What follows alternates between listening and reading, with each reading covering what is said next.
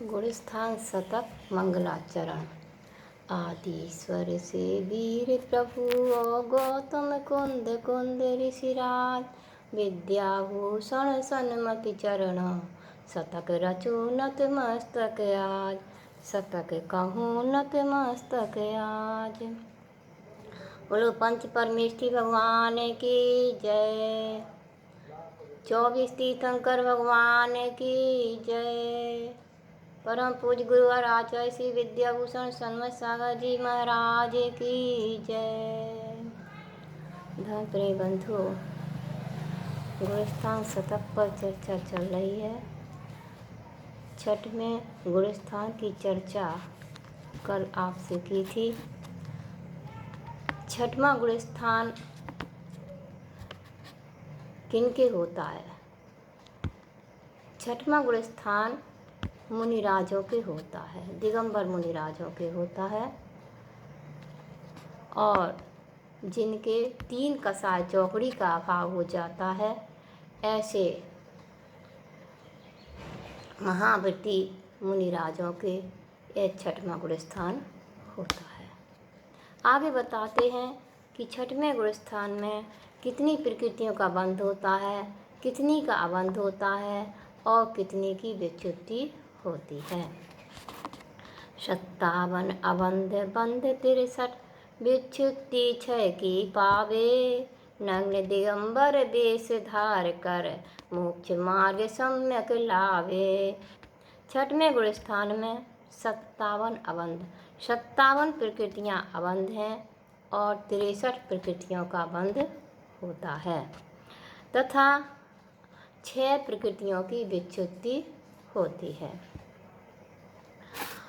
नग्न दिगंबर वेश धार कर, नग्न दिगंबर मुद्रा को धारण करके मुनिराज सम्यक मोक्ष मार्ग पर रूप यह छठवां गुणस्थान मुनिराजों के होता है। पंचम गुणस्थान में बंध योग 67 प्रकृतियों में से विच्युति की 4 प्रकृतियों को कम कर देने से छठवें प्रमत्त गुणस्थान में 63 प्रकृतियों का बंध होता है।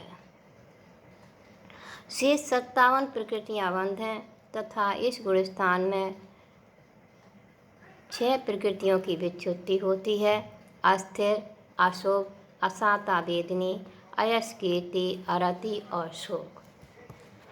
इन 6 प्रकृतियों की विच्युति छठवें गुणस्थान में होती है। अस्थिर, अशोभ, असाता वेदनी, अयस कीर्ति, अरति और शोक। मोक्ष मार्ग का प्रारंभ यद्यपि चतुर्थ गुणस्थान से हो जाता है, परंतु सम्यक चारित्र यानी सकल संयम की अपेक्षा नग्न दिगंबर रूप मुनि मुद्रा सहित छठवें गुणस्थान में मोक्ष मार्ग होता है। चारित्र की अपेक्षा से सकल चारित्र की अपेक्षा छठवें गुणस्थान से मोक्ष मार्ग बनता है। मुनिराजों के 5 पापों का पूर्ण त्याग होता है। समस्त आरंभ परिग्रह से रहित होते हैं, ज्ञान ध्यान तप में लीन रहते हैं।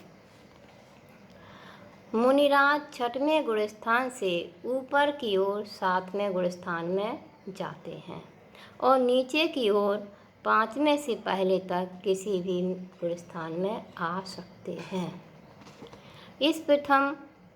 इस प्रमत्त संयत गुणस्थान में आगमन मात्र 7वें गुणस्थान से ही होता है। 7वें गुणस्थान से ही छठवें गुणस्थान में आते हैं। इस गुणस्थान में प्रमत्त शब्द अंत दीपक है। जो प्रमत्त व्रत शब्द है ये अंत दीपक है, माने इस गुणस्थान से आगे अप्रमत्त अवस्था नहीं रहेगी। आगे का गुणस्थान अप्रमत्त व्रत है। 7वें गुणस्थान से सभी जीव अप्रमत्त रहेंगे। छठवें गुणस्थान तक ही ये प्रमाद की अवस्था रहती है। इस गुणस्थान में छठवें गुणस्थान के आगे के गुणस्थानों में प्रमाद नहीं होता है। प्रमत्त का अर्थ यहाँ पर बहुत बड़ा आलस मत समझ लेना। यहाँ प्रमाद का मतलब है अब आत्मा के स्वरूप में स्थिर नहीं होना, आत्म स्वरूप से उन्मुख जैसे कहा था कि प्रमाद 15 होते हैं। 4 विगथा, 4 कषाय, 5 इंद्रियां, निद्रा और स्नेह। इस तरह से एक प्रमाद में इन अपने उपयोग को लगाना प्रमाद कहलाता है।